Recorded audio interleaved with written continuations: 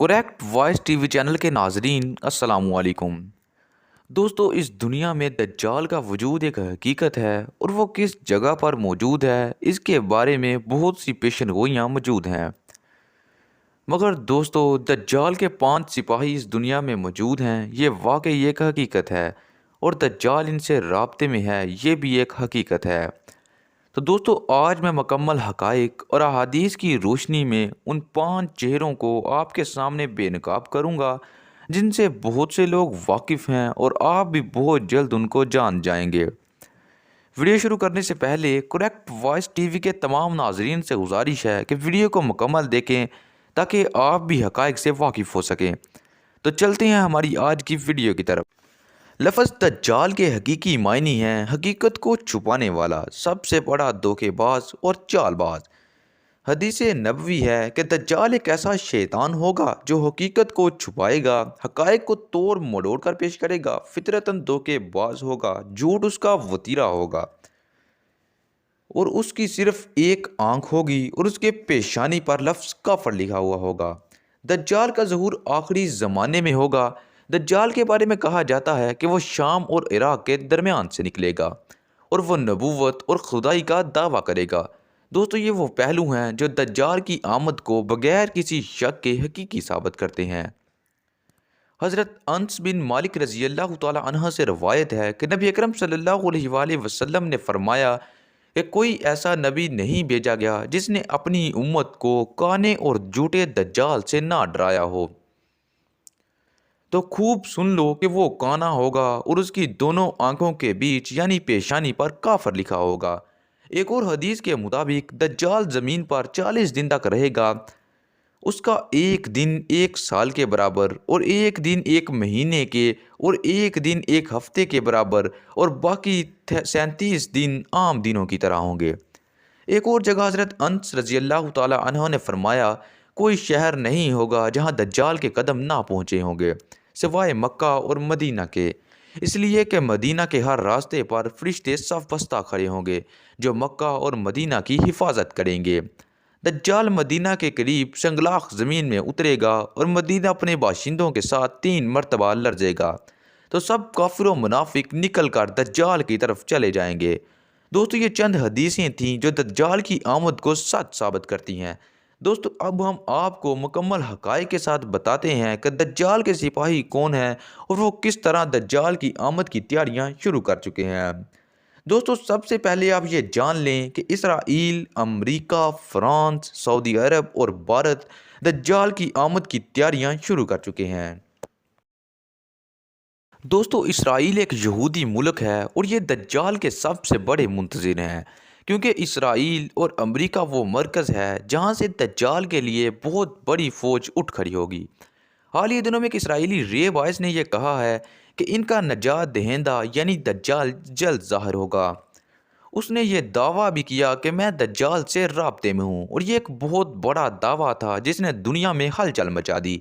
हाल ही दिनों में एक इसराइली रेबाई याकूब शोशाल्स ने कहा है कि हम दज्जाल से राब्ते में हैं और उसकी आमद के लिए बहुत बड़ा महल तैयार किया जा रहा है। दोस्तों, जैसा कि आप जानते हैं कि सऊदी हुकूमत ने मस्जिद नबवी से किलोमीटर के फासले पर जबल हबशी नामी मुकाम पर एक शहर बनाने का फैसला किया है। सऊदी हुकूमत यहाँ पर द किंगडम्स पैलेस के नाम से बहुत बड़ा सिटी तैयार करने वाला है। ये वो मकाम है जहाँ से दज्जाल मस्जिद नबवी पर नज़र रखेगा और यहाँ से मस्जिद नबवी के मीनार साफ दिखाई देते हैं। दोस्तों, द किंगडम पैलेस बहुत बड़ा शहर होगा और इसमें हर चीज़ टेक्नोलॉजी की हामिल होगी। हाल ही दिनों में नेतन्याहू ने सऊदी अरब का खुफिया दौरा किया है।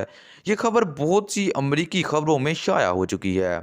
कहा जा रहा है कि नेतन्याहू इसी शहर का दौरा करने आया था और बहुत बड़ी रकम सऊदी वलीअहद को मिल चुकी है, यानी कि इस शहर पर इसराइल खर्चा करेगा, जिसका एक ही मतलब है कि इस शहर का कंट्रोल इसराइल के हाथ होगा।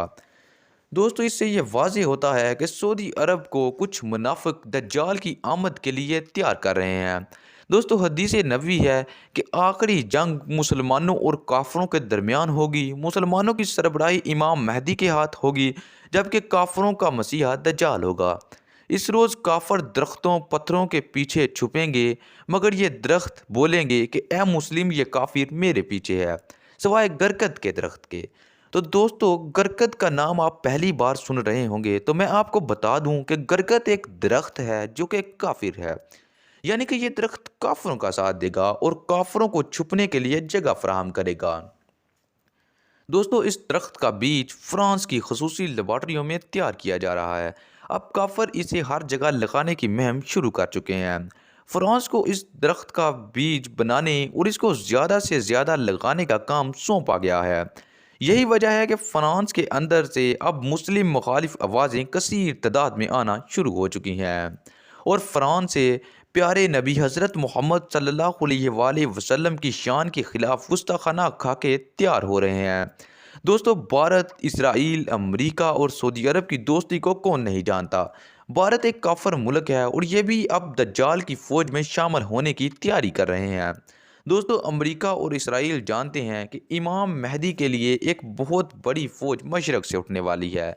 امریکہ اسرائیل جانتے ہیں کہ اس وقت مشرق میں پاکستان ایک ایٹمی اور مضبوط ملک ہے، لہٰذا انہوں نے بھارت کے ذریعے پاکستان کو سائڈ پہ لگانے کا فیصلہ کیا ہے۔ یہی وجہ ہے کہ یہ ممالک مسئلہ کشمیر پر کھل کر نہیں بولتے، بلکہ ظالم بھارت کا ساتھ دیتے ہیں۔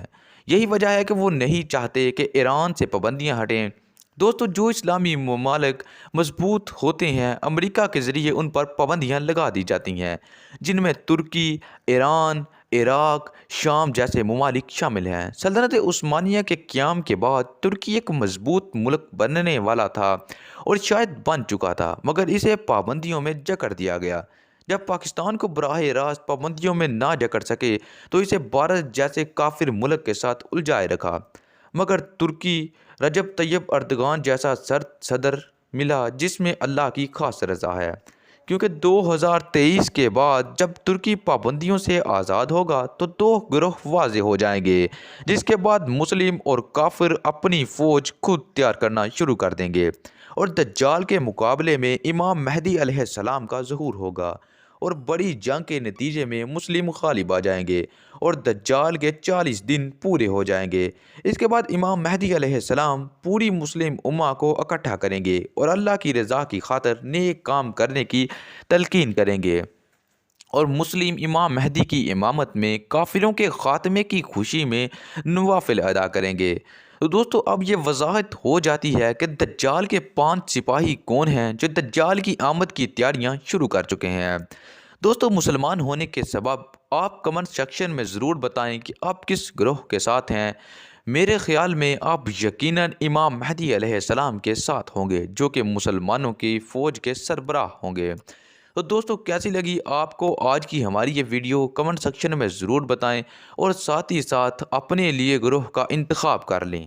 اور جو لوگ ہمارے چینل پر نئے ہیں، ان سے گزارش ہے کہ ہمارے چینل کو سبسکرائب کریں۔